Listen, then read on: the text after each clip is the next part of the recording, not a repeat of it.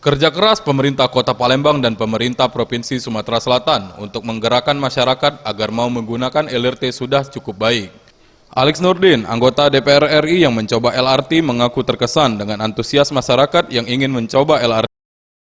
Data dari pihak LRT, sebanyak 5.000 penumpang perharinya mencoba moda transportasi LRT ini.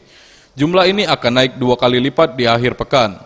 Ditambah dengan kebijakan ASN, wajib naik LRT yang diberlakukan pemerintah Kota Palembang cukup tepat, guna menghindari kemacetan setiap paginya.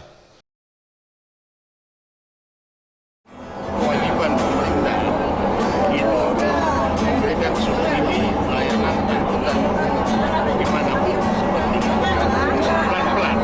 Kalau seperti sekarang Jepang sudah utuh di Jepang ya.